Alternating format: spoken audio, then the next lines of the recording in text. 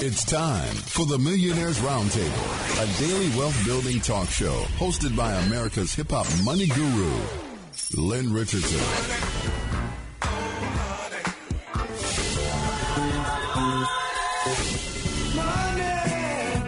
On the station that can make a dollar holler.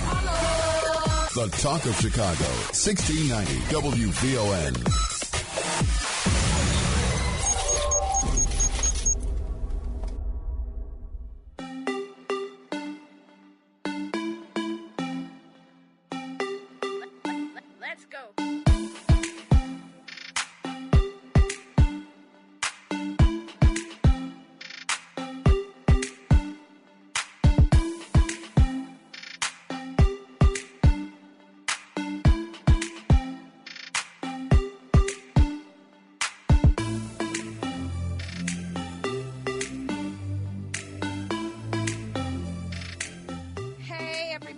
It is Freedom Friday, Financial Friday, Fun Friday, or whatever Friday you want to call it. Welcome, welcome, welcome.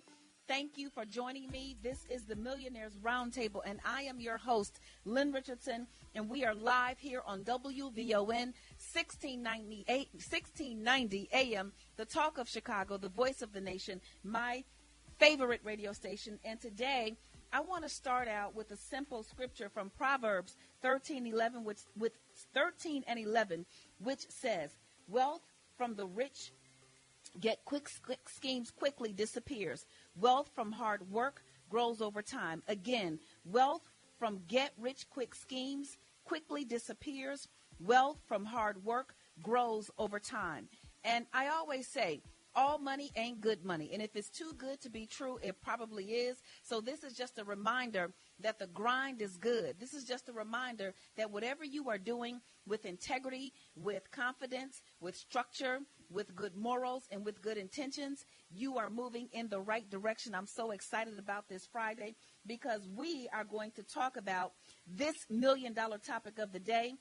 You know, before I say this, I just have to say this. I know that there are a lot of my peers who are out there telling people things that they need to do to get their money straight. And I deal with people from all backgrounds, all nationalities, all races, all cultures. I don't care who you are. I find that everybody has either had a money problem, is having a money problem, or will have a money problem at some time in the future. And so with that being said, I know that a lot of my peers talk against this subject. I've actually seen them say, never do it, don't do it, you should never consider it.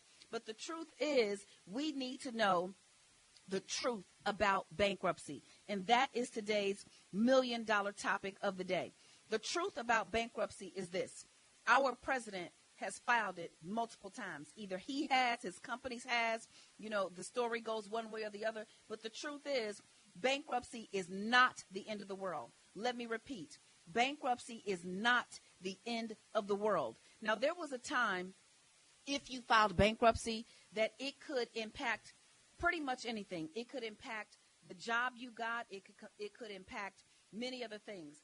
But if someone can be the president of the United States of America and have filed bankruptcy, then I think that opens it up for everybody. Now, there may be some careers out there where having a bankruptcy is substantially against the core value of the whole program. I don't know, because I have been in the financial services industry for over 20 years, and I know that at one point in time, everybody was impacted financially. So I'm in the business, and I've made mistakes, and I've been able to recover, and I've been able to help other people recover. So I want to tell you the truth about bankruptcy. Now, I am not saying, and I want everybody to know and understand, I am certainly not saying that everybody should just run out and go file bankruptcy.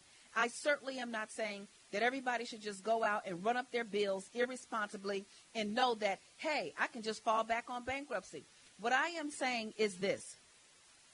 People who file bankruptcy are much better off than people who just sit around with bad credit forever. Let's say you lost your job. Let's say you lost an income due to illness. Let's say you no longer have the financial situation that you were accustomed to because of a divorce or some other kind of situation. And you can no longer pay your bills. And you've got to figure out every day, if you're going to try to figure out how to rob Peter to pay Paul, jump over the moon with a cow and a spoon, under the ground, around town, like you cannot figure out this situation, then what I am suggesting to you is that you take advantage of at least considering that this may be an option for you. Let me tell you why. The truth about bankruptcy is this. Bankruptcy does not decrease your credit scores. Let me repeat. Bankruptcy does not decrease your credit scores. Do not let people tell you that if you file bankruptcy, your credit scores will drop. Because one of my very good friends, a very dear friend, in fact, she's no longer with us. Rest in peace to one of my very good lifetime friends. I remember in 2008, she had extremely high credit scores in the high 700s, and she had been unemployed for quite some time. And she did what most unemployed people do. She juggled. She pulled money off of this card to pay that bill. Then when that bill was due, she pulled money from a different card to pay her other bills. And then when that bill was due, she juggled and juggled and juggled. She did this juggling act for about a year and a half. And then finally in September of 2008, she called me and said, Lynn, the bottom is going to fall out next month. I will not be able to pay one of my bills, and I'm going to be 30 days late. Well, she called the attorney that I'm going to introduce you to today. She called, she filed bankruptcy, and after she filed bankruptcy, let me tell you what happened to her. Her credit scores went up. Let me tell you why. Because one of the factors that determines your credit score is your outstanding balances as they relate to your credit limit. So if you have a credit limit of $10,000 and you owe $10,000 on that credit line, then it's going to make your credit score drop. However, if you have a $10,000 credit limit and you owe $100 on that credit line, it's going to make your credit score go up. So because she no longer had any debt against those credit lines, her credit scores actually went up. So we're talking about the truth about bankruptcy right here on the Millionaires Roundtable on WVON 1690 AM, the talk of Chicago, the voice of the nation, my favorite radio station. And I just want people to be informed. I want people to have the truth. Here's the second myth about bankruptcy. If you file bankruptcy, that you will never be able to buy a house, you cannot get a car, you cannot get any new credit. It is not the truth. The truth is this. You can file a Chapter 13 bankruptcy, which is a repayment plan. So let's say you've got a lot of debts. Let's say you've got a mortgage payment, a car note, multiple credit cards, multiple furniture bills, multiple loans, and you want to pay your bill, you just cannot afford the total monthly payment. Let's say the total monthly payment for your mortgage, your credit card, your student loans, your car note, and so on and so forth. Let's say that number is $3,000. I'm talking in hypotheticals here. But your budget can afford maybe $2,000 a month or $1,500 a month. You can file a Chapter 13 bankruptcy, which is a legal debt consolidation for you, and you'll have a lower monthly payment. You will pay over time to the trustee. Your credit scores will start to go up because it'll be showing on-time payments as opposed to late payments. And you can buy a home within 1 year of a Chapter 13. So let's say you filed a Chapter 13 1 year ago today, and you've made your Chapter 13 payments on time every single month, and you haven't gotten any new negative credit, then you can actually go and get a mortgage today. If you have a Chapter 7 bankruptcy, now a Chapter 7 bankruptcy is a little different. That means you're not paying any of those bills anymore. You're going to discharge them in the bankruptcy, and they no longer exist. Now, this could be a car note, especially if they're coming to repossess it, because if they repossess your car, they're going to take the car, but you still owe the bank. So here's the deal. If you're not going to pay off the car and have the car, and they're going to repossess it and take it, but you still have the bill, then bankruptcy might be a better option for you. The other thing is when you are going through a bankruptcy, there are certain programs that will allow you to get a lower interest rate on an outstanding car debt. So you can either include your car in the bankruptcy, or you can choose to keep your car. You may choose to include your mortgage in the bankruptcy, or you may choose not to. Whatever the case may be, you have options. And you can buy a home 2 years after a Chapter 7 bankruptcy. So I want to talk about the truth about bankruptcy. I want people to be properly informed. I want us to be responsible. Yes, I want us to do the right thing that is moral, legal, and ethical. I don't want us abusing the system, but I also don't want individuals to be abused because you have been told lies. And so instead of getting relief, you are sitting around with bad credit for 5 years, 10 years, 15 years, or 20 years, when truly there was an option that was available to you for you to go to the next level. You're listening to the Millionaires Roundtable on WVON 1690 AM, the talk of Chicago. And when we come back from this break, you're going to speak to my soror, my sister, my friend, my business partner. She's my attorney. She's the world's attorney. We call her the wealth counselor, attorney Deidre Wood Stokes. But right now, it's 12:17 on the Talk of Chicago.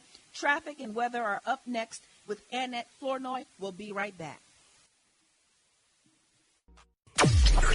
You're listening to the Millionaires Roundtable with Lynn Richardson on the Talk of Chicago, 1690 AM, WVON.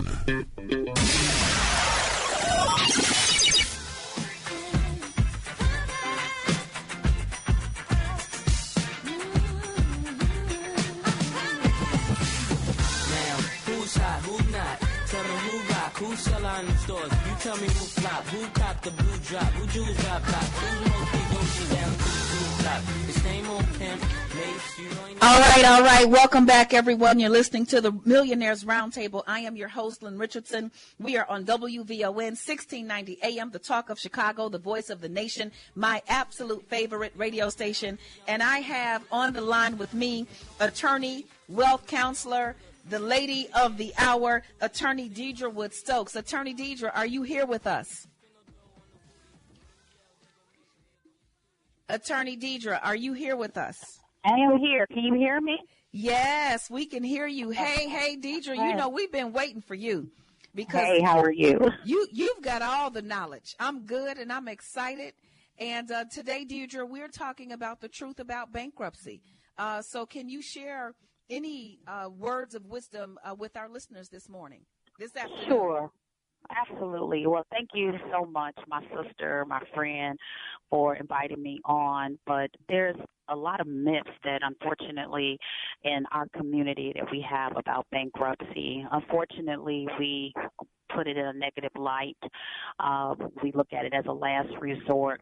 When I sometimes see people, they have depleted their retirement funds and, at the time when they don't need to. So first what I want to say is this, is that seek counsel, not your friends. Lynn and I, we talk and we laugh about, we've been in this game for over 20 years with advising people, et cetera. But seek wise counsel and stop for quoting the them and the they. I'm sure, Lynn, you've seen it. I've seen it. People will come into my office and say, well, they said this, and they said if I do this. Let me tell you, Deidre, whenever they say they said, I want to know who is the they. And they can never know who they are. Yeah, who are they? Let's talk about who they are. Nobody Usually can ever. A loudmouth family member at the reunion. Yeah, but every time I ask that question, nobody can identify they. So since I say, well, since we don't know who they are, we're not listening to an imaginary person. We're going to listen to the real person, and I'm here right in your face. But continue on. Absolutely. And so what happens is that you listen to the they, you then become embarrassed because you found yourself in a situation because, quite honestly, as a people, we are prideful, and when we commit to things, we feel embarrassed when we can't make a payment or when we find ourselves in a hardship situation. And so what we do is we allow the depression to take over, and we start talking to maybe people closest to us, and we take their counsel as opposed to going out seeking wise counsel. So that's the number one thing, is that first, always take the time to go talk to a licensed attorney. Let's start there. Secondly, is that stop depleting your retirement funds when you find yourself in a financial situation. That's right. Well, people don't realize this, but you're retired. There are certain exemptions you have, and exemptions mean that there are certain assets you have or value in assets you have that no creditor can attach to. And people don't know that. For example, if in fact you have hundreds of thousands of dollars in a retirement fund and it's earmarked as retirement funds, it's not even available or looked at or considered when you file bankruptcy. But what I'll find, and the reason why, is that the laws and the legislators that put the laws together put things in place to protect the wealthy. And you have to be able to educate yourself with those same rules to know that you're protected as well. So if, in fact, you find yourself in a financial bind, don't pull down what you've earned over years and placed in a retirement account to pay it off, because actually if you explored something like bankruptcy, it's not even available. So first I want to start there. Let's stop depleting our retirement that takes time to build up, because it's protected. Okay, wow. Let's start there. 2, Lynn, you said earlier that there are different options you have available to you in the Chapter 7 and the Chapter 13. So Chapter 7 is the one that she described earlier. That's where you're not making a payment. You get a discharge. It's under Chapter 7, literally, of the Bankruptcy Code. It's a chapter in the code, which is actually the United States Code, which is Code 11. Chapter 13 is a literal chapter in that code, which is entitled reorganization. And so because that's what you're doing, you're reorganizing, and it's usually called, in layman's terms, a repayment plan kind of program. So let's talk about a repayment plan program that Lynn brought up. Let's say you've had your car for more than 910 days. There's something called the 9-10 rule. And what that says is that if you've been paying on this vehicle for more than, you finance for more than 910 days, you're in a Chapter 13, we can do something called a cram down. Well, we can cram down the value. So you have a vehicle, you owe $25,000 on it, but it's only worth $10,000.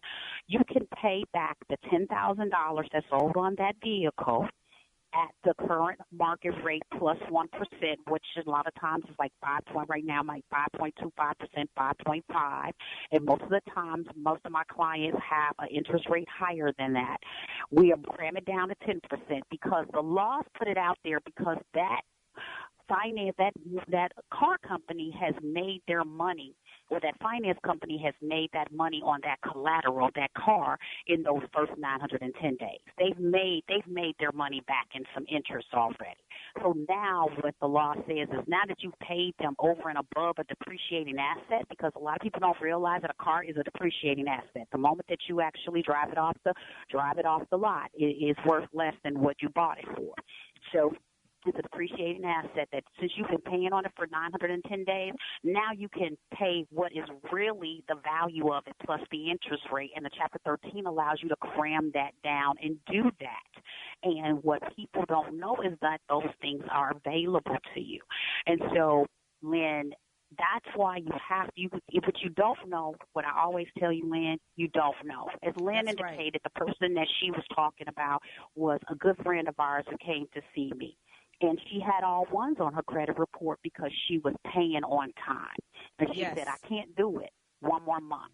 I am struggling. Deidre, we're going to take a break, and I'm going to bring you back right after the break so we can continue this. You're listening to the Millionaires Roundtable with Lynn Richardson and attorney Deidre Wood-Stokes on WVON, 1690 AM, the Talk of Chicago. It is now 12:30 p.m. Time to check on news and traffic and weather with Annette Flournoy. You're on the Talk of Chicago. We'll be right back.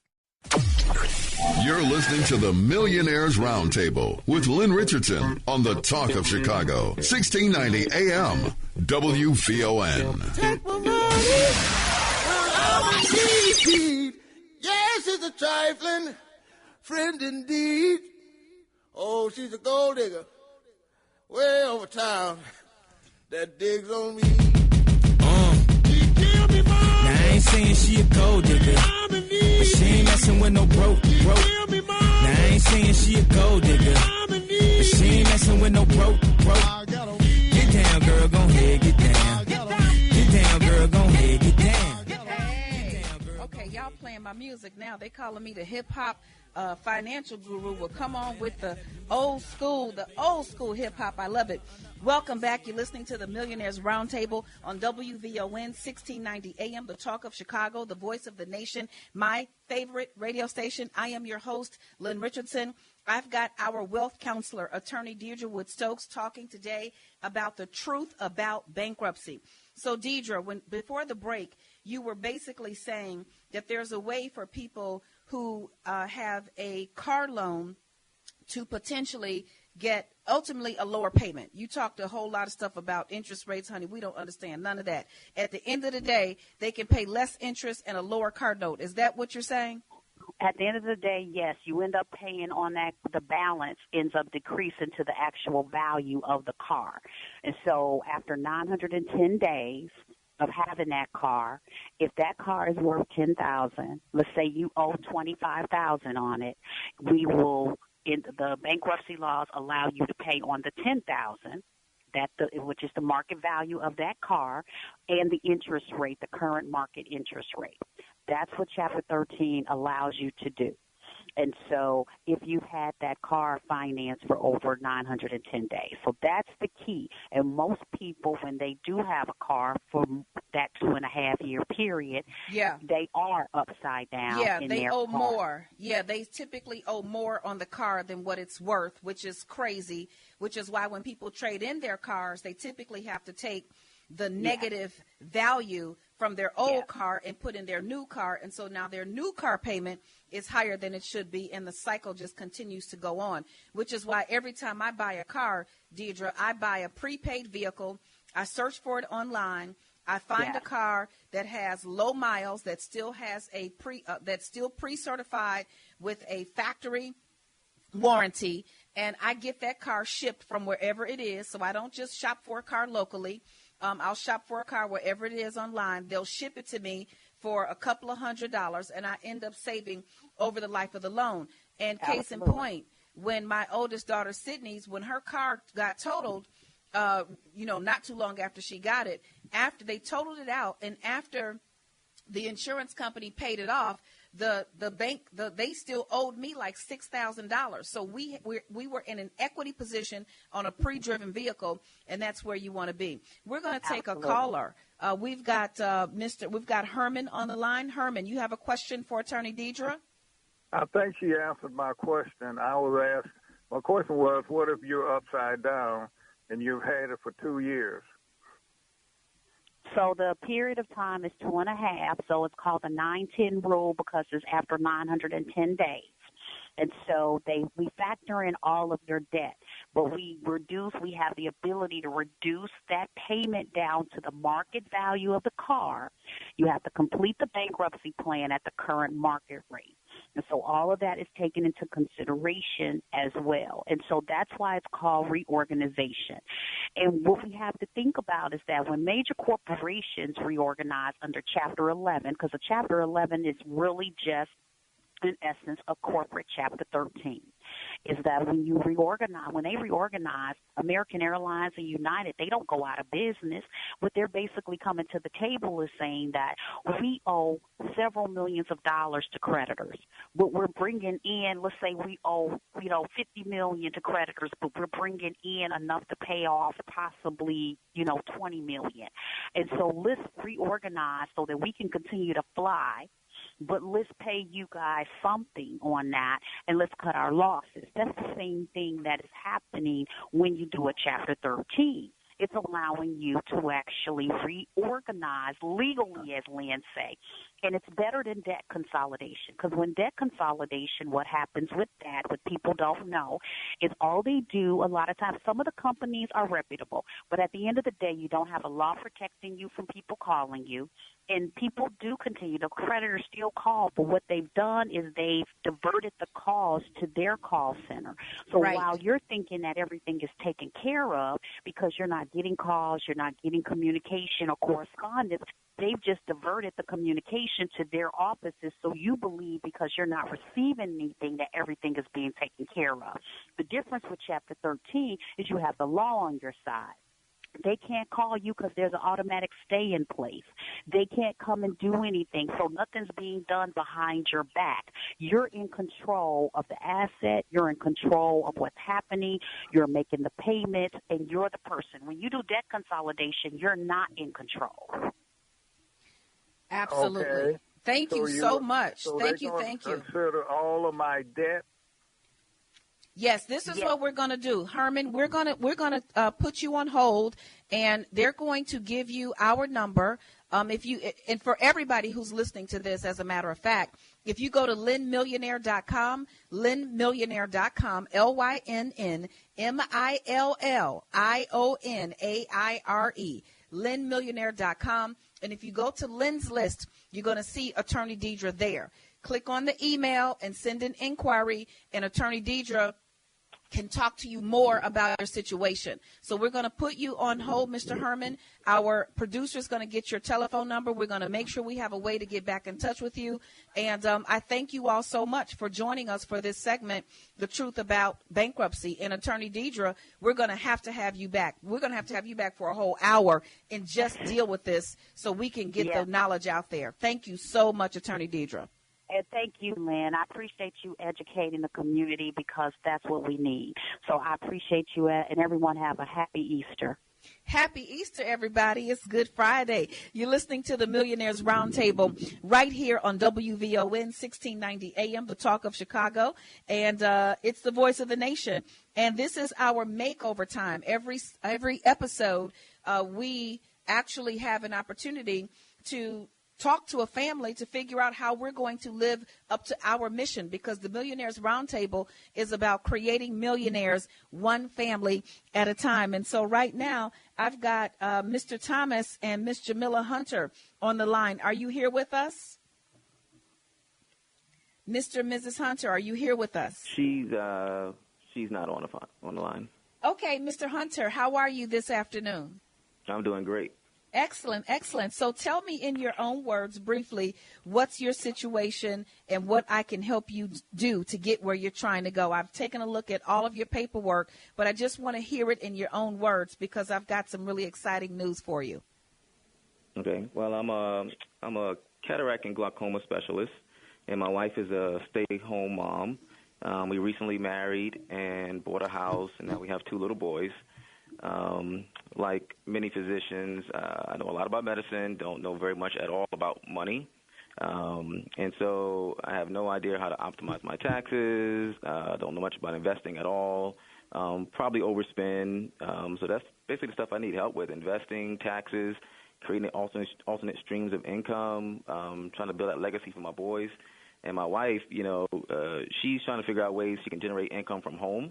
Yes. Her passion is teaching salsa, and we do have a little small dance studio in our home for her to dance in. But, she just wants some ways, she can continue to generate income while staying at home with the kids. Okay, well, I have some excellent news for you. First of all, tell me, how old are the boys? 2 years old and an 8-month-old. 2 years and 8 months. Okay, so the first thing that I'm going to tell you is there's $24,000 right there in additional tax deductions that you do not have, because you're going to hire both of these young men, and I'm calling them young men already. You're going to hire both of these young men to work in your home-based business. And I'm going to tell you a little bit more. I looked at your tax returns, and already I can easily see about $50,000 in deductions that you do not have on your Schedule C. And as a matter of fact, you don't even have a Schedule C. So we're going to take a quick break. You're listening to the Millionaires Roundtable right here on WVON 1690 AM, the Talk of Chicago. It's 1247. We have traffic and weather up next with Annette Flournoy. We'll be right back. You're listening to the Millionaires Roundtable with Lynn Richardson on the Talk of Chicago, 1690 AM, WVON.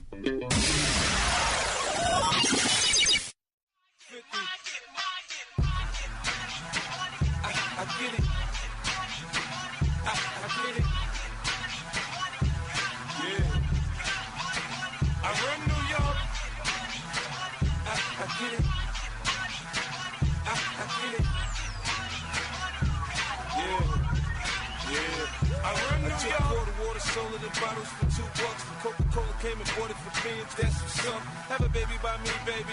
Be a millionaire. I write the check before the baby comes. Who the hell cares? Hey, welcome back, everyone. You're listening to the Millionaires Roundtable with Lynn Richardson right here on WVON 1690 AM, the talk of Chicago and the voice of the nation. And I'm so excited to be on the line with Mr. Thomas Hunter. And I believe we now have Mrs. Hunter on the line. Is that true? Do we have you both on the line? Yes. Awesome. Well, thank you so much for allowing me to help you, first of all. This is what I absolutely love to do. I love to see people like you doing what you've done. You're very successful. I've taken a look at your entire profile.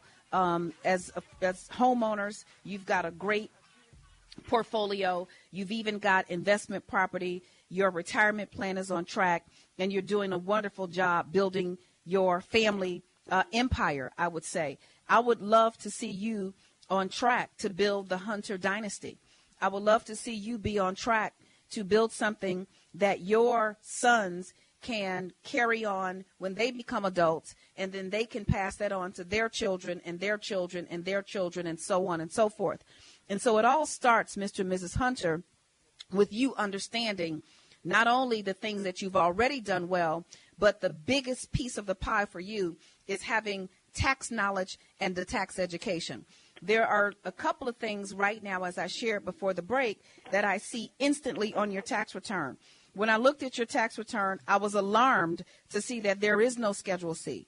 Because if you've got a salsa or a dance studio or a dance consulting business, what people don't understand is you don't have to have a big brick and mortar situation sitting somewhere on the street in order to have a business. And as a matter of fact, I love the idea that your first business is your home-based business. So, Mr. and Mrs. Hunter, every time you travel, you are traveling for business. Now, you may choose to enjoy the weather or meet with family and friends or attend the family reunion or attend the class reunion while you are traveling. But your primary purpose for traveling, whenever you travel, when you are in business, is you are conducting business.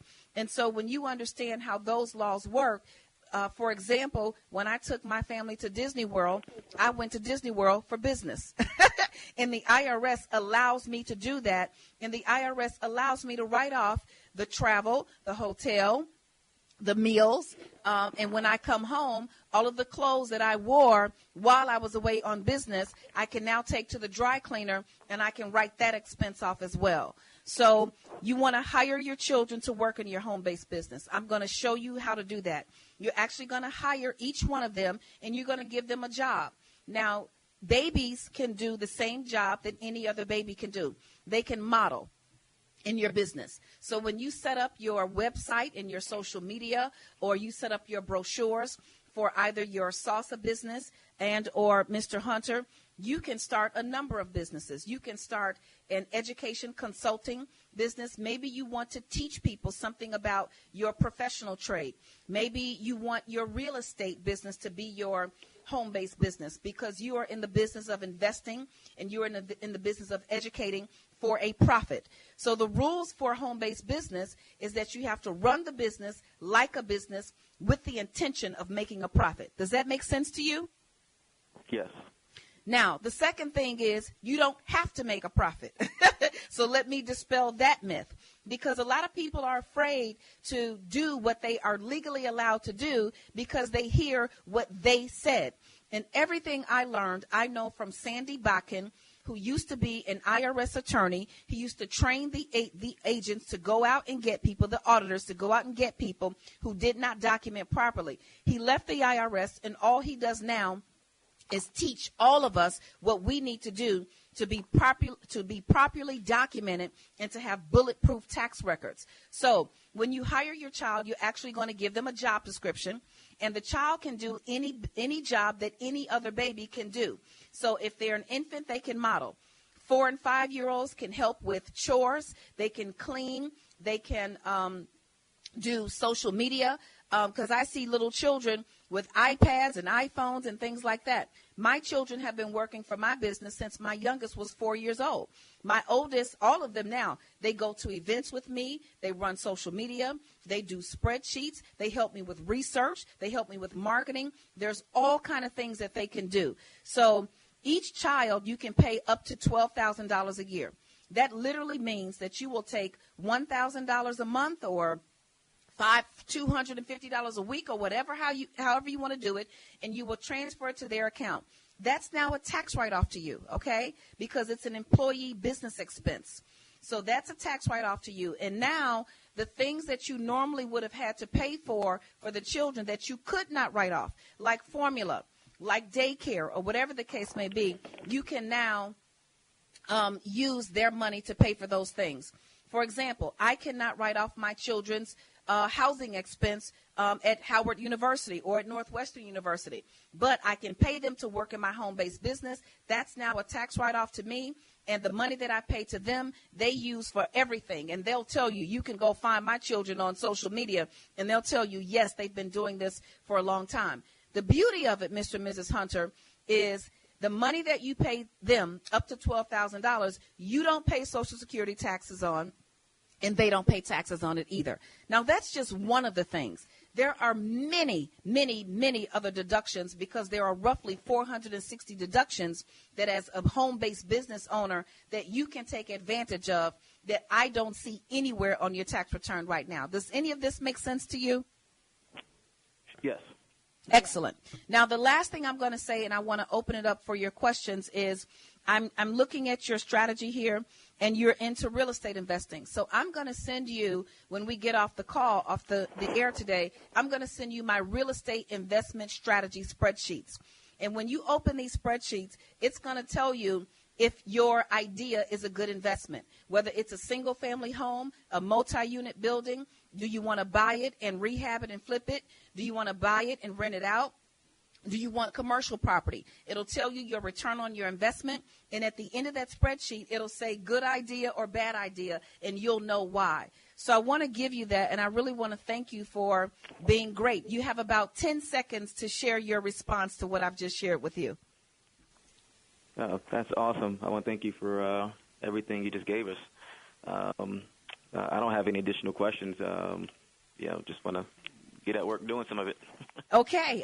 Well, you're listening to the Millionaires Roundtable on WVON 1690 Talk of Chicago. I'm your host, Lynn Richardson. It's Good Friday, Freedom Friday, Financial Friday. It's WVON. I wish you all a wonderful and happy Easter, and I'll talk to you next week. Bye-bye.